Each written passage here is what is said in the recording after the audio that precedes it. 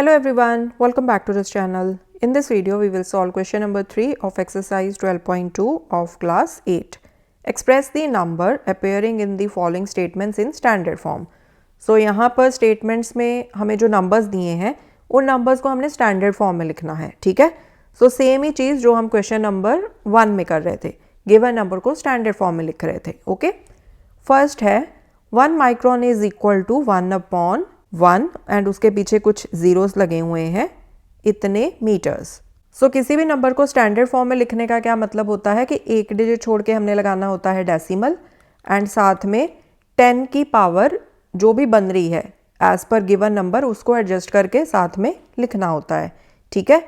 So this is equal to 1/।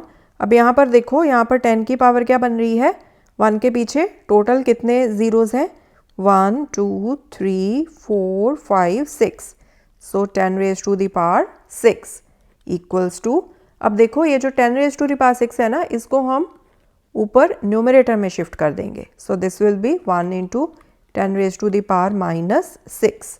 Y? Because अगर हमें इस तरह से दिया है ना 1/a raise to the power n, so ये इक्वल होता है a raise to the power -n के। This is law of exponent. So given number को हमने स्टैंडर्ड फॉर्म में यहाँ पर लिख दिया 1 into 10 raise to the power -6, ठीक है? Second, charge of an electron is 0 point, बहुत सारे जीरोज हैं एंड एंड में है 16 कॉलम। सो इस नंबर को भी हम स्टैंडर्ड फॉर्म में लिख देते हैं इक्वल्स टू, अब इसका जब आप डेसिमल रिमूव करोगे तो क्या बनेगा, 16 ऊपर आ जाएगा न्यूमरेटर में अपॉन डिनोमिनेटर में क्या आएगा, डेसिमल रिमूव किया 1 आ गया। अब डेसिमल के बाद जितने भी आपको डिजिट्स दिए हैं उनको काउंट कर लो, 1 2 3 4 5 6 7 8 9 10 11 12 13 14 15 16 17 18 19 20।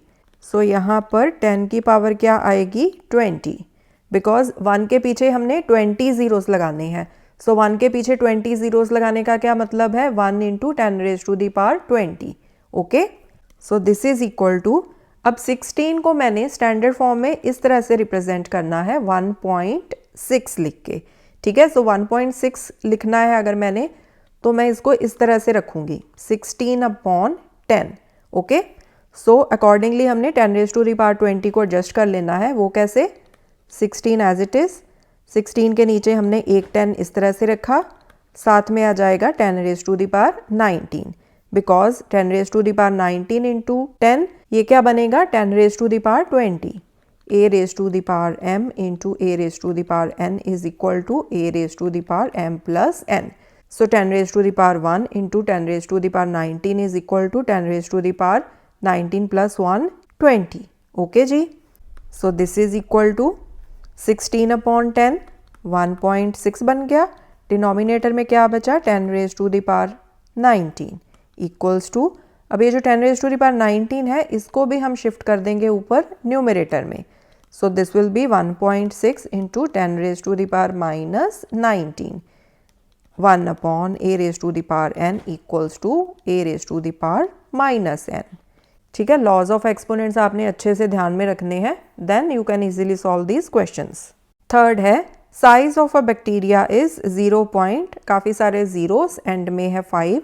इस नंबर को हम स्टैंडर्ड फॉर्म में लिखते हैं, तो पहले इसका डेसिमल रिमूव कर दो, this will B 5/1 into, decimal के बाद काउंट करो टोटल कितने डिजिट्स हैं, 1 2 3 4 5 6 7, so 10 raise to the power 7 equals to 5 as it is, जो डिनोमिनेटर में है इसको हम न्यूमरेटर में शिफ्ट कर देते हैं, this will be 10 raise to the power -7, okay?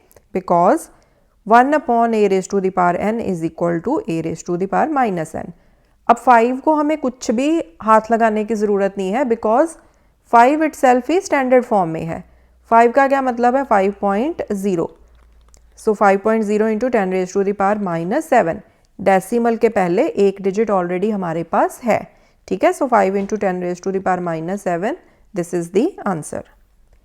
Next है size of a plant cell is 0.00001275, तो इसका भी आप पहले डेसिमल रिमूव कर लो, 1275 upon 1 into 10 raise to the power, decimal के बाद काउंट करो टोटल कितने डिजिट्स हैं, 1 2 3 4 5 6 7 8, so 10 raise to the power 8.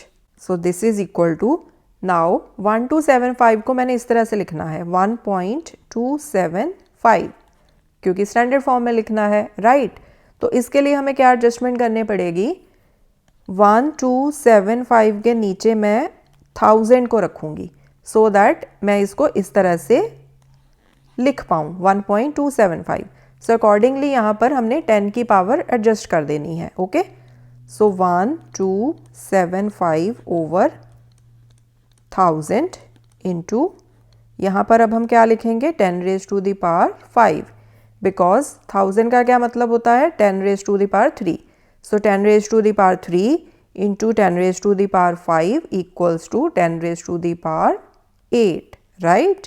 a raise to the power m into a raise to the power n equals to a raise to the power m plus n होता है. ठीक है, यहाँ पर आ जाएगा 3, यहाँ पर आ जाएगा 5, तो यहाँ पर 3 plus 5 8. So this is equal to 1.275 over 10 raise to the power 5. अब 10 रेज टू द पावर 5 को आप ऊपर न्यूमरेटर में शिफ्ट कर दो, 1.275 into 10 raise to the power -5. So this is the answer. यहाँ पर हमने ये वाला लॉ ऑफ एक्सपोनेंट यूज़ किया, 1/a raise to the power n equals to a raise to the power -n. Last part, thickness of a thick paper is 0.07 mm. So equals to, decimal remove कर दो, 7/100. So 7/10 raise to the power 2 आ गया, and 10 raise to the power 2 को आप ऊपर numerator में shift कर दो, 7 into 10 raise to the power -2. So this is the answer. Again हमने ये वाला लॉ ऑफ एक्सपोनेंट यूज़ किया, 1/a raise to the power n equals to a raise to the power -n. So this was third question. In the coming videos, we will solve more questions. Thanks for watching. Take care.